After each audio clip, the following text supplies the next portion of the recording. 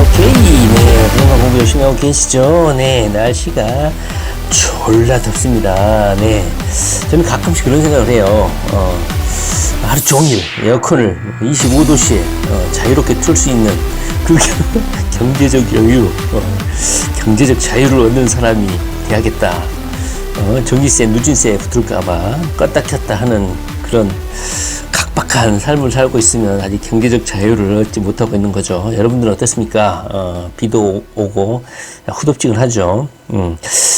전기세에 굴하지 않고 사시사철 에어컨을 켤 수 있는 그런 경제적 자유를 얻도록 부동산 공부 열심히 해야 될 것 같습니다. 자, 날짜는요 2021년 7월 30일이고요. 오늘 살펴보려고 하는 것은 어찌 보면 부동산 공부를 하시는 분들에게는 매우, 제가 보기에는 매우 중요한 공부가 아닌가 싶어요. 이미 다 보셨겠지만 아직 이 자료를 공부하지 않으신 분들은 같이 한번 간단하게 공부를 좀 해보도록 하겠습니다. 바로 2020년 인구주택 총조사입니다. 그냥 통계청에서 인구주택 총조사를 한 것 뿐인데 부동산 투기 어린이들에게 무슨 상관이냐 이렇게 생각하실 수가 있는데요. 이 인구주택 총조사 결과 인구의 유형, 종류, 주거 유형, 노령화 정도 이런 것을 파악해야지만이 부동산 투자하는 데 어느 정도 감각을 유지할 수 있기 때문에 반드시 공부를 해야 된다. 물론 뭐 포토샵이나 뭐 엑셀 해가지고 예쁘게 할 수 있는데요. 그런 거 할 시간에 차라리 공부 하나 더 하는 게 더 낫다는 것이 제 생각이죠. 자, 신속하게 한번 살펴보도록 하겠습니다. 이 발표는요 어제 나왔습니다. 어제 7월이 가기 전에 2021년 7월 29일 날 발표가 됐습니다. 자, 결론적으로 말하면요, 대한민국의 인구 구성은 1인 가구가 60%까지 육박을 했다고 합니다. 이것은 제가 보기에는 상당히 충격적이다 이렇게 생각을 합니다. 우리 부동산을 공부하시는 분들이 앞으로 아파트라든가 그 다음에 주택 유형을 어떻게 대응을 하고 투자를 해야 될 것인지 명확하게 알 수 있는 부분이 바로 이거죠. 1인 가구가 60%에 육박했다. 다시 말하면 주택이라든가 소비 유형이 완벽하게 바뀌고 있는 상황이다. 특히 주택은 1인 가구에 적합한 주택 유형을 선택해야겠죠. 예를 들면 뭐 대형 아파트, 중형 아파트보다는 소형 아파트가 갑의 지위에 올라설 것이다. 이것은 뭐 2, 3년 전부터 계속 거론되어 왔던 사실인 것 같습니다. 근데 여기서 특이할 것은 인구가 절대 인구 감소죠. 그러니까 죽은 사람보다 태어난 사람이 적은 경우가 자연적 인구 감소죠. 그것이 1년 전부터 있었죠. 그런데 인구가 감소한다고 해서 주택 가격이 하락하느냐? 그것은 아니라는 것이 부동산 공부하는 상식이죠. 가구 수가 증가하면 주택 수요가 증가하기 때문에 계속 집값은 오를 수밖에 없다. 뭐 이런 것이죠. 자, 신속하게 살펴보면 이렇습니다. 전체 가구 중 1인 가구의 비중이 지난해 2020년이죠. 지금 2021년이니까 비중이 더 늘어날 수도 있겠죠. 60%에 육박한 것으로 조사됐다. 인구가 급증하면서 편의점 소비가 대형마트보다 더 늘어났고 주택 정책 측면에서도 중소형 아파트 위주의 공급 정책을 펴야 한다. 다시 말하면 언제나 소형 아파트는 진리가 된다 이거죠. 자, 통계청이 발표한 자료에 의하면 2020년 11월 1일 기준 여기에 뭐 인구주택 총조사 해가지고 조사 요원이 집에 방문하고 그러죠. 뭐 사기치는 거 아니까 대부분은 뭐 정직하게 답변을 하는 경우가 많죠. 저도 뭐 정직하게 답변했으니까. 자, 전체 가구는 약 2,092만 가구 정도 되는데 그 중에 1인 가구가 32%에 육박한다고 합니다. 어마어마하죠. 근데 2인 가구는 2명이 사는 거 약 28% 정도 됩니다. 그러니까 100%를 기준으로 해서 1인 가구가 32%, 2인 가구가 28% 정도 되는 거예요. 그러니까 두 개 합하면 약 60%에 육박을 하는 거예요. 1인 가구면 혼자 사는 거, 젊은이들 혼자, 노인네 혼자, 이혼한 배우자 혼자, 이렇게 혼자 사는 사람이 전체 가구의 32%나 되고, 부부, 이렇게 뭐 자식 없이 2명이 사는 그런 가구가 28%에 육박하는 거야. 그러니까 1인 가구, 2인 가구가 거의 60%에 육박한다고 보시면 돼요. 이것은 상징하는 바가 어마어마하게 크다고 생각합니다. 부동산 투자하시는 분들에게는 매우 상징적인 숫자입니다. 1, 2인 가구 비중은 2019년 58%에서 1.7% 높아져가지고 59.7%에 육박한다. 60%에 육박한다는 것이죠. 그리고 3인 이상 가구는 전체 가구의 20%, 4인 가구는 15% 정도 된다고 합니다. 3인 가구는 어떤 경우일까요? 부모가 자식 1명 데리고 사는 경우, 그리고 4인 가구는 부모가 자식을 2명 낳는 경우, 뭐 이런 경우겠죠.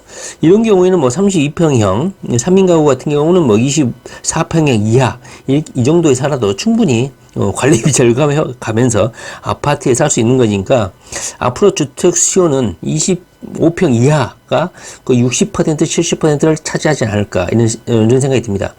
4인 가구인 경우에도 뭐 방이 뭐 3개짜리면 25평형이 요즘은 뭐 32평형에 못지않게 평형 구조가 잘 빠져있기 때문에 32평 수요보다는 앞으로는 24평 이하 아파트 수요가 상당히 증가할 것이다. 물론 경제적 능력이 되신 분들은 넓은 아파트에 살고 싶어 하겠죠. 자, 그 다음에 저출산이 지속되면서 2010년에는 2인 가구가 24.3%였는데 2인 가구가 많았었는데 2015년에는 1인 가구가 가장 비중이 크더니만 작년 같은 경우에는 여전히 1인 가구가 32% 육박하면서 1인 가구가 전체의 60%를 차지했다.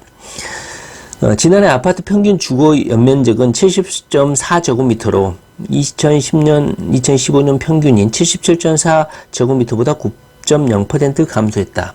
자, 최근에 분양하는 아파트 평수를 보면요. 물론 24평대가 가장 많긴 하지만 독특한 평형수가 종종 등장합니다. 바로 이 70제곱미터대의 아파트가 상당히 많이 등장하고 있는 것 같아요. 분양 광고를 보시면요. 예전에는 획일적이었거든요. 24평형, 32평형, 뭐 42평형 이런 식이었는데 지금은 뭐 27평형, 뭐 22평형 이런 독특한 평형대의 아파트들이 많이 분양 시장에 나오고 있는 것 같습니다. 뭐 이런 독특한 평형들이 워낙 그 건축 기술이 발달을 해가지고 32평형대에 못지않은 25평형 또는 24평형에 못지않는 뭐 18평형 이런 식으로 독특한 평형대의 아파트가 분양시장에 많이 나오고 있는 것 같습니다. 자, 대단지 아파트 위주의 공급 전략을 바꿔야 한다. 이렇게 뭐 우리 심교원이 많이 인터뷰하죠. 뭐 유튜브에도 많이 등장하고. 그런데요, 대단지 대형 아파트 위주의 공급 전략을 바꾼 지는요 10년도 넘었습니다. 지금 언제적 이야기를 하고 있는지 그냥 교수만 하고 있으니까 현재 아파트 부동산 시장이 어떻게 흘러가고 있는지 아직도 정신을 못 차리고 있어요. 대단지 대형 아파트 위주의 공급 전략은 이미 사라진 지 6년 이상, 뭐 6, 7년 이상 됐습니다. 미친놈아, 제발 공부 좀 하고 투자 좀 실질적으로 해봐라. 이렇게 좀 말을 해주고 싶습니다. 뭐 그 다음에 더욱더 중요한 게 바로 인구 구성 비율입니다. 여기 보면 연도별 고령 인구 비중이 있는데 2000년도부터 점점점 고령 인구 비중이 늘어나면서 16.4%에 도달을 했습니다. 그리고 연도별 유소년 인구는 점점점 줄어가지고 2020년도에는 12%에 불과해서 역전 현상이 발생했죠. 큰일입니다. 앞으로 고령 인구는 늘어나고 생산 가능 인구, 청년 세대의 인구가 급격하게 줄고 있음을 알 수 있죠. 이런 것을 감안해서 부동산 투자도 고민을 좀 해보셔야 된다. 자, 지난해 2020년도에 65대 이상 고령 인구가 처음으로 800만 명을 돌파했다. 한국의 인구가 5천만 명인 걸 감안할 때 거의 1,000만 명에 육박하고 있는 것이죠. 조만간 초고령 사회에 진입할 수 있다는 우려가 나오고 있다. 초고령 사회라는 것은 65세 인구가 20%를 육박하면 초고령 사회라고 합니다. 이런 건 상식적으로 좀 알아줄 필요가 있습니다. 65세 이상 인구 비중이 14% 이상이면 고령 사회고 20% 이상이면 초고령 사회로 분류가 됩니다. 그러니까 65% 이상이 현재 몇 퍼센트입니까? 16.4%니까 조만간 20%가 넘어설 거라고 생각이 됩니다. 자, 2017년 65세 인구 비중이 14.2%를 기록하면서 고령사회에 진입을 했다. 자, 2017년도에 고령사회에 진입을 했네요. 자, 이 같은 추세가 지속되면 향후 3년, 4년 내에, 그러니까 2025년 정도가 되면 고령 인구 비중이 20%를 육박을 해서 우리 대한민국은 초고령 사회가 될 것 같습니다. 그렇다면 우리가 아파트 투자, 부동산 투자할 때 어떤 것에 감안을 해야 되겠습니까? 이런 고령 인구가 등장을 하게 되면 관리비를 줄이고 노후 자금을 절약하면서 살아야 하기 때문에 관리비가 적은 소형 아파트, 소형 주택의 수요가 늘어날 것이라는 생각이 좀 드네요. 그 다음에 15세 미만 유소년 인구는 인구 비중이 12.3%로 조사가 됐고 지속적으로 감소를 하고 있습니다. 그리고 생산 연령 인구 15세에서 64세 비중도 2015년 72.9%에서 1% 가까이 떨어졌네요. 그렇게 많이 떨어지지는 않은 것 같습니다. 고령화 지표 모두 적신호다. 상식적으로 중위연령이라는 개념도 좀 알아둘 필요가 있는 것 같습니다. 그러니까 연령대의 중간 나이가 몇 살이냐. 현재 2020년 현재 중위연령은 43.4 3세인 것 같습니다. 현재 이 영상을 보고 계신 분들 나이는 제가 보기에는 약 45세에서 55세 사이가 가장 많은 것 같습니다. 자, 유소년 100명당 고령층 인구수를 나타내는 노령화 지수는 132.9를 기록해서 상 최고치를 또 경신했습니다. 노령화 지수는 2000년에는 35에 불과했지만 2016년도부터 100을 넘어섰다. 보통 뭔가를 비교를 할 때는 100을 기준으로 하죠. 자, 132.9라는 것은 유소년 인구를 100으로 봤을 때 노령화된 인구가 32.9명 정도 많다. 32.9 정도가 많다. 이렇게 상대적으로 비교하시면 될 것 같습니다. 노령화 지수가 가장 높은 지역은 경북 지역이고요. 군위군, 의성군, 군단인데요.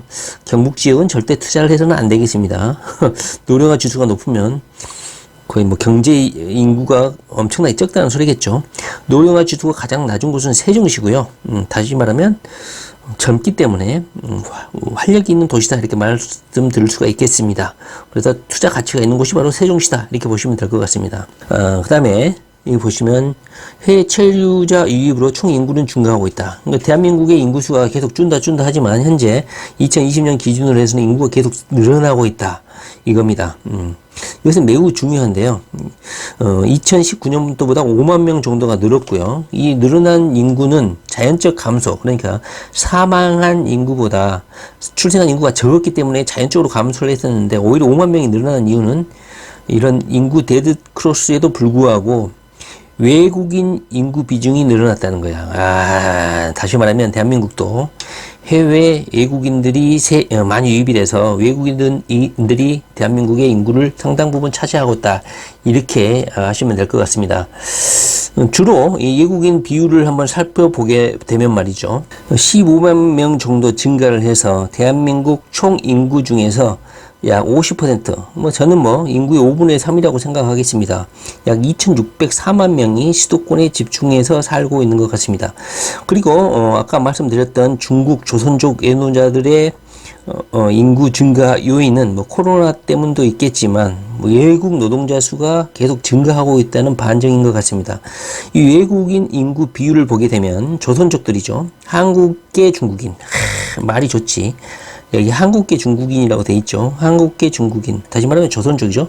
조선족이 외국인의 32% 정도를 차지하고 그 외 중국인, 순수 중국인은 약 12.3%를 차지하고 베트남인이 약 11.8% 정도를 차지하고 그 이외의 외노자들인 것 같아요. 다시 말하면 중국계, 조선족 플러스 중국인이 약 55%를 차지한다. 이렇게 보시면 될 것 같습니다.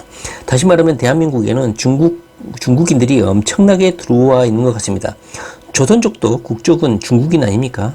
현재 제가 세를 주고 있는 월세 임차 물건도요. 외국인이 현재 3명이 살고 있습니다.